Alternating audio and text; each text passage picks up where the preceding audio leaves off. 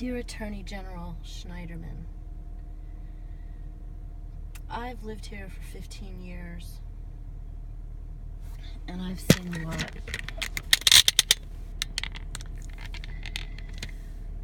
But I'm just going to get to this one point. For some reason, the management super, the people who run this place, a couple people on the board, one in particular, for some reason they cater to maybe not the heroin dealers directly, although they have lived and stayed here on and off, but they cater to their families who produce generations of crack, meth, heroin distributors, let's just call it. But I believe and for some reason they just bend over backwards for them while they give me a hard time, will literally find me over whatever petty things they can come up with, create little situations to set me back. But the point I want to make now is, by law, if you have a handicap, a place like this is required, I believe, to do what they can to try to accommodate.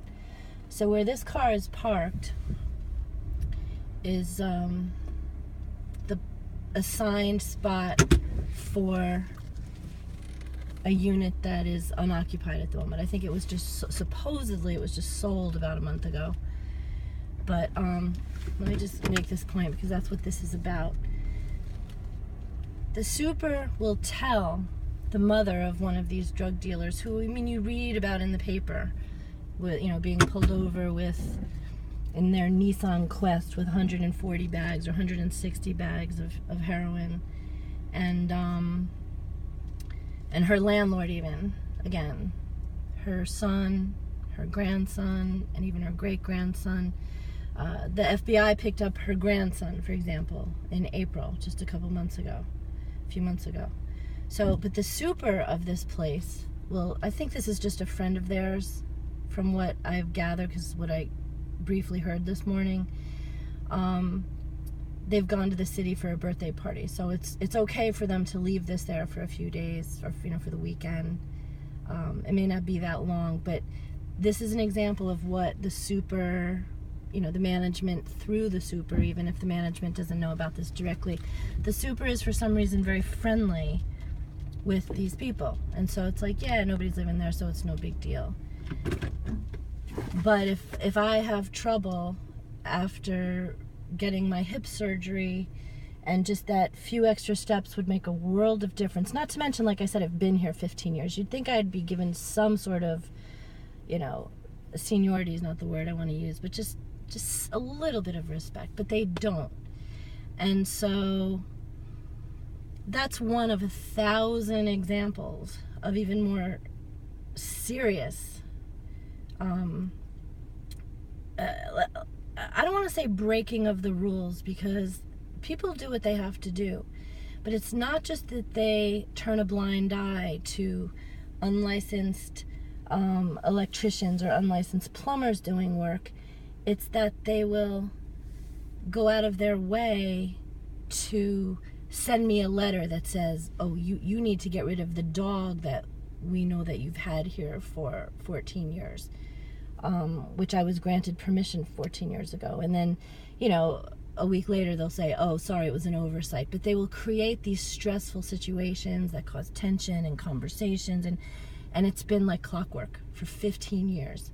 And as much as I have tried to escape from it, financial difficulties always end up having you come back and, trying to start over. And now that things are especially difficult with my health, it's just ironic to me that they still do it. After 3 years of being threatened by a heroin-dealing pimp with prostitution traffic up and down the stairs, women who I documented having their faces bashed in, like see them in public at a Family Dollar. Even the manager of that store is a witness to this.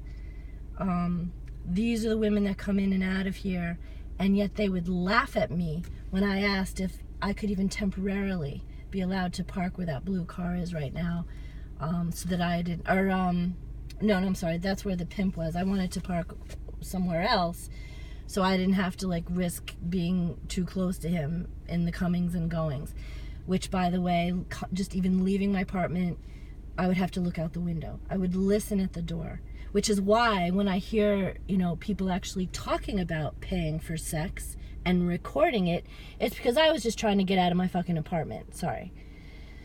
And so this is what these people have done to me. And hopefully I'll be able to do something about it with an attorney. But it's very complicated, as you can imagine. And this isn't the kind of thing people usually go to court over because it's so expensive. But once again, I'm just using technology and social media to document these injustices over the years, and I've done a pretty damn good job of it, which is why they are constantly trying to keep hurting me, and I wouldn't be surprised if they would even go further than that. So this is much longer than I meant for it to be. But yeah, it's a matter of making a simple request and not just being denied, but not allowed to have flowers on your patio because they'll suddenly... Anyway, it's not just the petty stuff. It's the slander that when you ask an unlicensed contractor who's still driving through here this morning looking for trouble with his crackhead registered nurse girlfriend, you ask them, could you please open the windows while you're polyurethaning the floor from the flood that you now have because of that? And they will say no.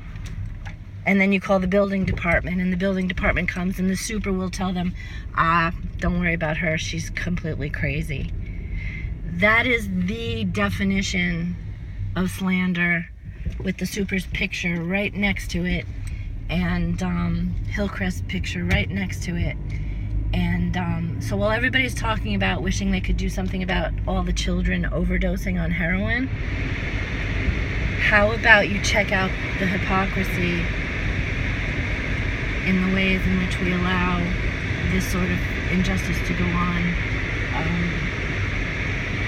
like through the details, instead of fighting these, seemingly smaller details and situations. Instead, it's just too tedious to listen to. So, this is way too long.